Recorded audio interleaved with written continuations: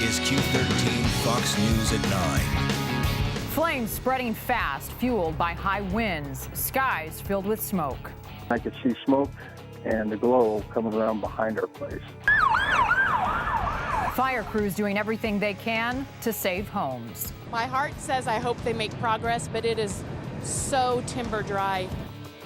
It is a crisis situation on the east side of the state tonight, and it's getting worse fast. Good evening, I'm David Rose. And I'm Marnie Hughes. Massive wildfires are ripping across thousands of acres tonight, and they are threatening a growing number of homes. Jeff Van Sant joins us live from the Meadow Valley. Jeff, we have been watching you get ready for this live shot for the last little while. I'm amazed you can even breathe out there. We're going to let you get to it. Yeah, guys, it's just absolutely surreal out here. I'm getting so much ash in my eyes. It's indescribable. I have never experienced anything like this. You could take a look behind me. Look at that wall of flames.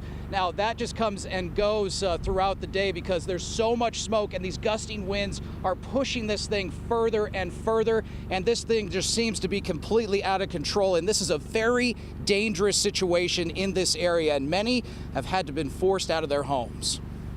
Everywhere you look, fire. Running down hillsides, gusting winds pushing the flames towards homes and forcing many to flee. You're just looking at a fire that just came down over the hill, and it's probably going to wipe out all these houses right here. Lynn Anders is helping her sister-in-law get out of this ranch that sits in the path of the fire. They're leaving the horses and farm animals behind. They have no time to gather them up.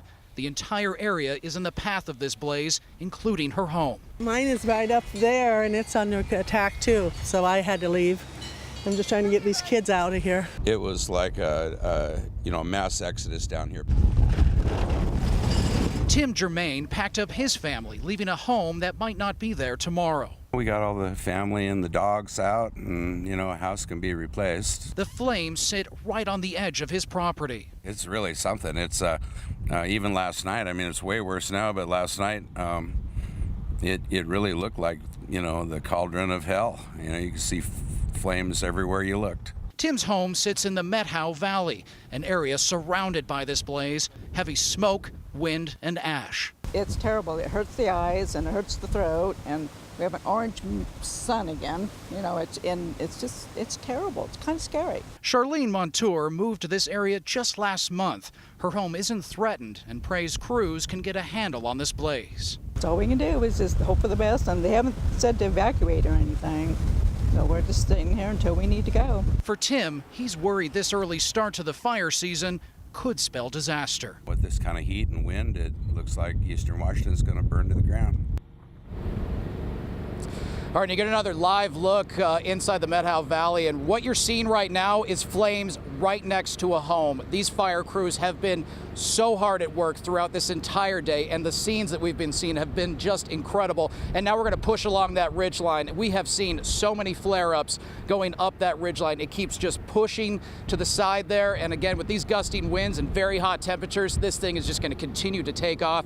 But as I said, these crews have been all over this area trying to get a handle on this blaze, and it's not looking good weather-wise. We're going to see temperatures hovering up in the upper 90s tomorrow, and possibly gusting winds up to about 20 miles per hour. So you can imagine how much growth we might possibly see tomorrow. Guys, back to you. Got to get you some goggles there, Jeff. Wow. Closer to home, hundreds of families are under evacuation orders tonight near Leavenworth as a fire creeps closer to town. John Iverstead is near there tonight. John, how close are these flames to you? Well, David, the flames are just on that ridge behind me there. You can see the smoke